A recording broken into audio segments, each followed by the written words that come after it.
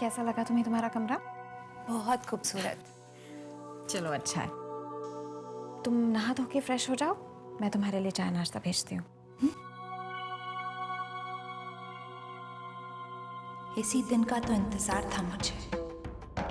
नाहर, तुम मुझे नहीं अपनी बर्बादी को इस घर में लाए। ये समझो, इस घर की और तुम्हारी तबाही की आज से उल्टी गिनती शुरू हो गई है। देविका,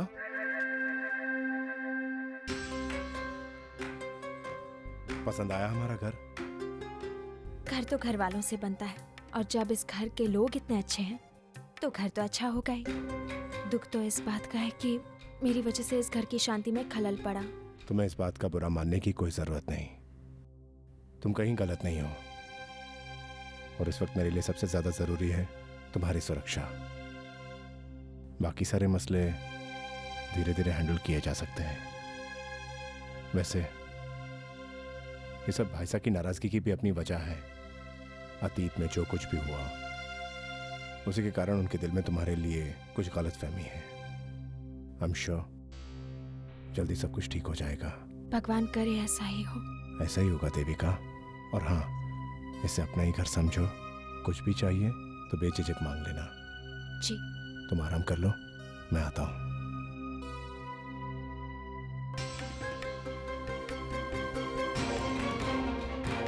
आप बिल्कुल चिंता मत कीजिए नाहर जी, मैं इस घर को अपना ही घर समझूंगी।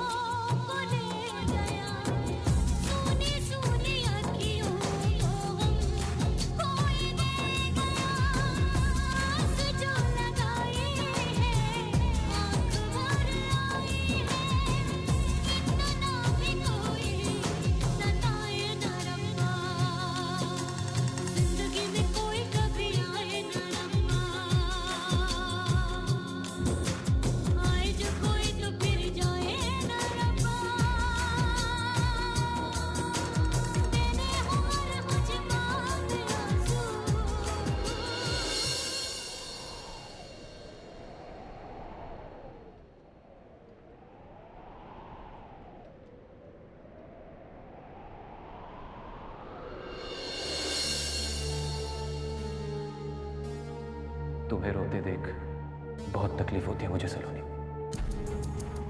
लेकिन मैं जानता हूं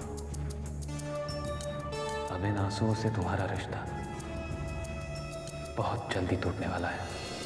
फिर तुम सारे बंधनों से हमेशा हमेशा के लिए आजाद हो जाओगी, और तुम्हारी जिंदगी फिर से पहले की तरह मुस्कुराहट से भर जाएगी। सलोनी, मैं तुम्हारी परेशानी समझ सकता हूं, जिसे हम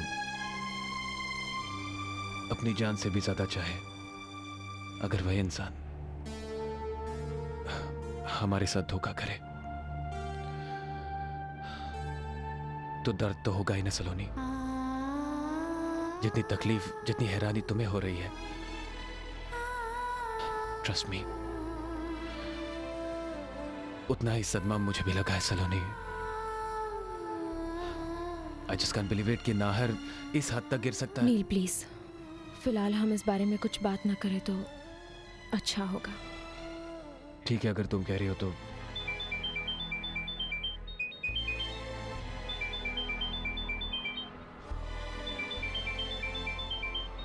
घर से फोन है। हेलो लाडो, हमें पता चल गया है कि तू अचानक राजस्थान छोड़कर क्यों चली गई। क्या बात कर रही हैं आप? नाहर बन्ना ने तेरे साथ जो कुछ भी किया हम जान गए। मैं तो ये कहूंगी बेटा कि तू किसी भी बात के लिए अकेले अपने आप को जिम्मेदार मत समझ। हम सब भी उतने ही जिम्मेदार हैं, क्योंकि नाहर बन्ना के साथ तेरी शादी हमारी मर्जी से हुई है बेटा। मम्मी प्लीज, मेरे जीवन में आई मुश्किलों के लिए आप खुद को दोष मत दीजिए।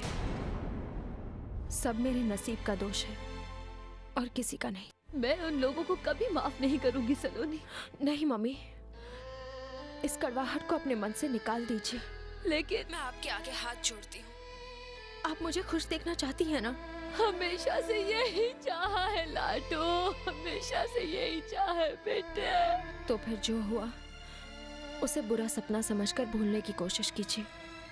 यही हम सबके लिए अच्छा होगा। घाव खुरदने से दर्द कम नहीं होता मम्मी, और बढ़ जाता है। लेकिन बेटा एक बात याद रखना कि तू अकेली नहीं है। हम सब हर पल हर कदम पे तेरे साथ है बेटा। जी मम्मी।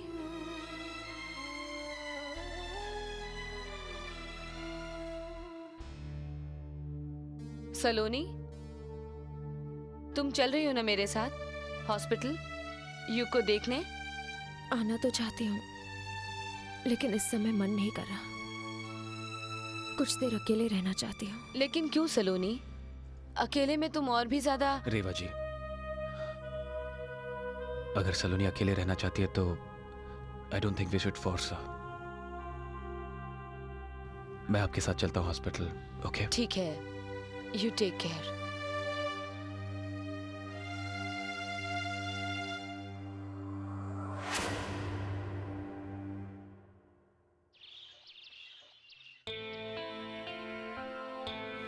हाय युग, तुम जल्दी से होश में आ जाओ प्लीज। हम सब लोग उसी दिन का इंतजार कर रहे हैं। कितना अच्छा होगा ना सलोनी की जिंदगी में तूफान आने से पहले अगर युग को होश आ जाता तो। आज सलोनी अकेली नहीं होती। दिन रात भगवान से प्रार्थना करते रहता हूं कि युग जल्द से जल्द ठीक हो जाए, ताकि नाहर और सलोनी के बीच की जो गलतफहमियां है वो दूर हो सके। लेकिन मुझे लगता है कि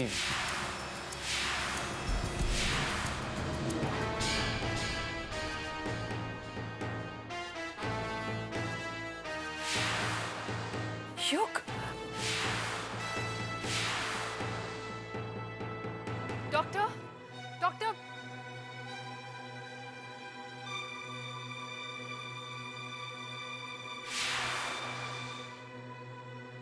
डॉक्टर इसे आई थिंक इसे होश आया था। बहुत जल्दी इनके होश में आने के चांसेस हैं। ये मोमेंट इस बात का साइन है। कितना टाइम लगेगा डॉक्टर? ये तो मैं नहीं बता सकता, लेकिन एक सजेशन है। इस तरह के पेशेंट्स पर शॉक थेरेपी बड़ा असर करती है। तो आपने अभी तक ऐसा किया क्यों नहीं? इनकी हेल्थ और कंडीशन उस वक्त शॉक थेरेपी के लायक नहीं थी, लेकिन अब ट्राई कर सकते हैं। आई एम श्योर मिस्टर योग अच्छी तरह रिस्पॉन्ड करेंगे। आप जो ठीक समझे please go ahead with it. और हाँ, पैसों की चिंता मत कीजिए, I take care of it. आज रात को इन्हें थेरेपी के लिए ले चलते हैं। Thank you.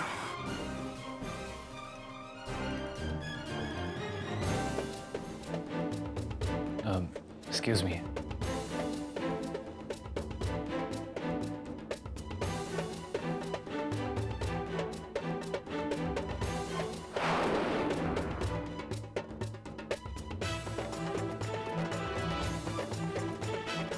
हेलो, अनिल बोल रहा हूँ। देखो, बहुत ही ज़रूरी काम है जो कि अभी के अभी होना है। मेरी बात ध्यान से सुनो।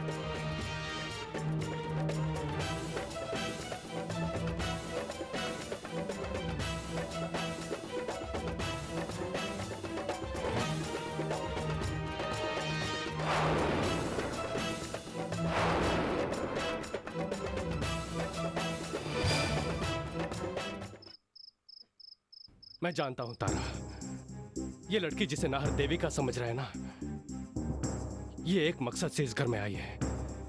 ये किसी का अच्छा नहीं होने देगी, सबको बर्बाद करके रखेगी। लेकिन अफसोस की बात तो यह है कि ना नाहर को कुछ नजर आ रहा है, ना अदिति को। ब्रिजेश, आपने कितनी कोशिश की है सबको समझाने की। अब अगर कोई समझना नहीं चाहता तो क्या कर सकते हैं? कैसे चुपचाप बैठा रहूं मैं तारा? अपना आने वाला कल साफ साफ देख सकता हूं मैं। अब तो मुसीबत दहलीज के अंदर आ गई है। कब तक बचेंगे इससे और कैसे? काश ये बात दूसरे भी समझ पाते तारा।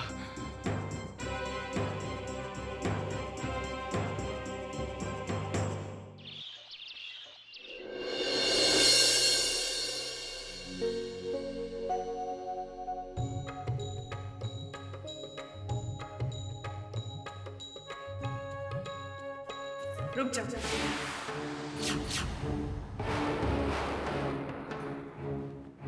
तुम आरती नहीं कर सकती सर, तुम आरती नहीं कर सकती। इस घर में आरती करने का हक घर की बहू बेटियों को है, और सलोनी के घर में आने के बाद ये हक सलोनी का भी है। सलोनी की जगह लेने की कोशिश मत करो।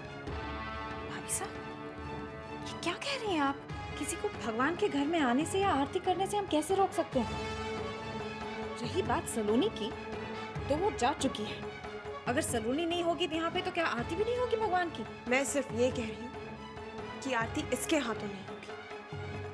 क्या दुश्मनी है देविका से आपकी, या फिर कोई और डर सता रहा है आपको? मुझे किसी से कोई डर नहीं है और ना ही किसी से कोई दुश्मनी है, लेकिन मेरे घर के मंदिर में कोई बाहर वाला आए ये मैं बर्दाश्त नहीं करती, और खासकर वो जो इस परिवार के लिए अच्छी नियत ना रखता।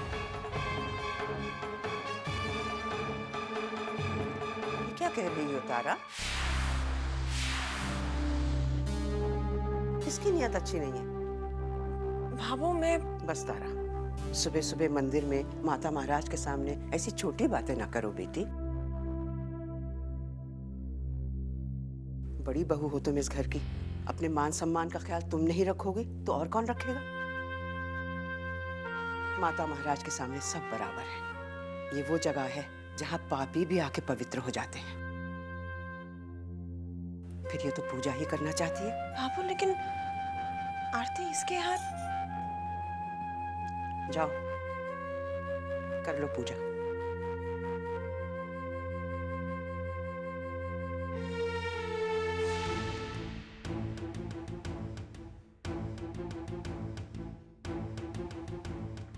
अगर सब कुछ ठीक रहा और पेशेंट ने रिस्पॉन्ड किया तो इस थेरेपी के बाद बहुत जल्दी कोमा से बाहर आ जाएंगे वो। Best of luck. थैंक्स।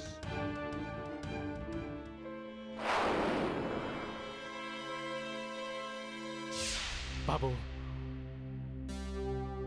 मैं ऑफिस जा रहा हूं। ब्रेकफास्ट किए बिना?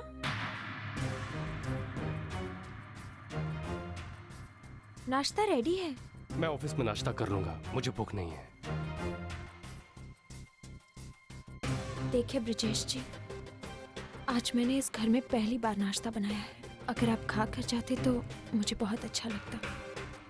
मैंने कहा ना, मन नहीं है। लेकिन आप लोग कर लीजिए, मेरी तरफ से किसी पर भी कोई पाबंदी नहीं है।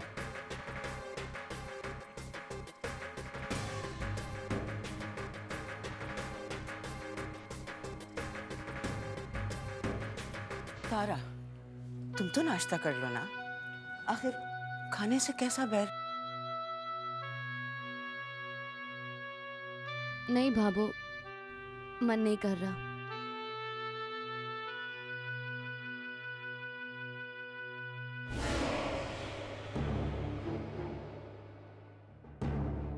भाभो, आप तो हमारे साथ ब्रेकफास्ट करेंगी ना?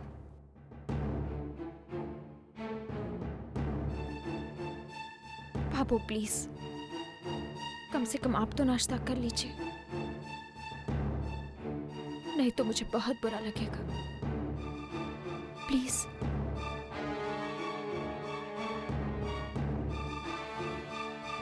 ईश्वर ने माँ का दिल देकर अच्छा किया या बुरा कह नहीं सकती।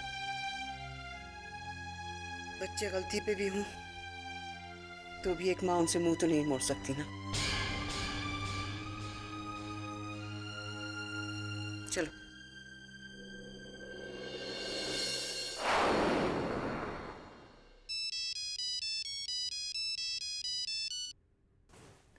Yes doctor. Hello Reva ji, there is a good news. Yug को होश आ गया। हाँ, होश आया था, लेकिन कुछ देर के लिए। उसके बाद फिर से वो कोमा में चले गए। Oh no. नहीं, इतना डिसअपॉइंट होने की जरूरत नहीं रेवा जी, इसीलिए तो आपको फोन किया है। देखिए, थेरेपी अपना असर कर रही है और पेशेंट भी रिस्पॉन्ड कर रहा है। आज नहीं तो कल वो पूरी तरह होश में आ जाएगा। ये तो बहुत अच्छी बात है। आई थिंक 2-3 सेशंस और उसके बाद he will be fine. Thank God. एक बात बताइए, ये सलोनी कौन है? एक दोस्त है। क्यों? पेशेंट ने होश में आते ही उनका नाम लिया था। युग ने सलोनी का नाम लिया? जी, अगर वो भी देखने आ सकें तो बहुत अच्छा होगा। Thank you very much. It's okay. Saloni, अच्छी खबर है। डॉक्टर ने कहा कि युग को कुछ देर के लिए होश आया था और उसने तुम्हारा नाम लिया। सच? डॉक्टर ने ये भी कहा है कि इस न्यू थेरेपी के कुछ सेशंस के बाद होपफुली युग कोमा से बाहर आ जाएगा। ये तो बहुत अच्छी बात है। मैं युग से मिलना चाहती हूँ। Of course. अब युग से मिलना चाहती हूँ? क्यों सलोनी? अब युग से मिलने से क्या फायदा? और वो भी उस इंसान के सामने जो खुद तुम्हारा गुनहगार है। गलत है सलोनी। नाहर ने तो तुम्हें एक मौका तक नहीं दिया और चला गया देविका के पास। नाहर ने क्या किया, किसके साथ है वो, मुझे उससे कोई मतलब नहीं, लेकिन मैं अपने आप पर लगे इस कलंक के साथ नहीं जी सकती। मेरी बेगुनाही से किसी और को फर्क पड़ता है या नहीं मैं नहीं जानती, लेकिन मेरी आत्मा पर पड़ा ये बोझ जरूर हट जाएगा और तभी मेरे मन को शांति मिलेगी। मैं जितनी जल्दी हो सके युग को मिलना चाहती हूँ।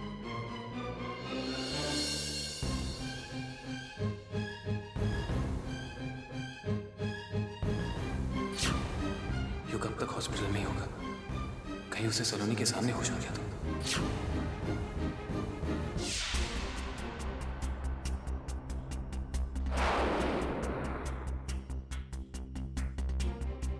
नील चलो ना, रुक क्यों गए?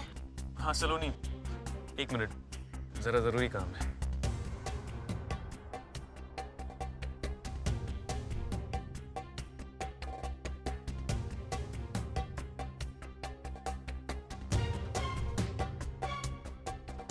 नील अब चलो भी।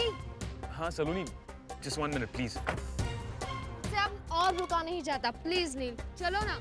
कार में बैठकर भी तो तुम फोन कर सकते हो ना। हाँ चलो आ जाओ।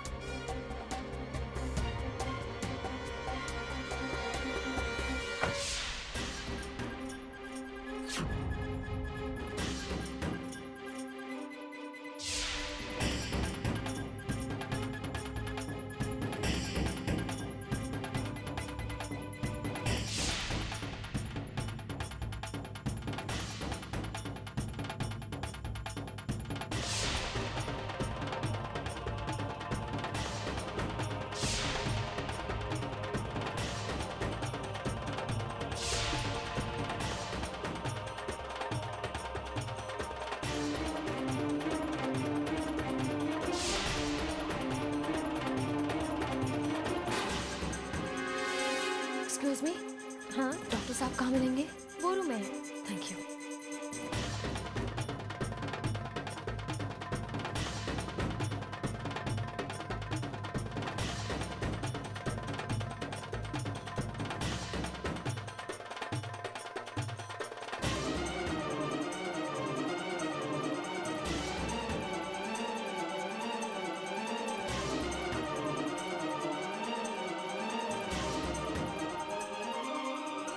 एक्सक्यूज मी डॉक्टर साहब, हम युग से मिलने आए हैं।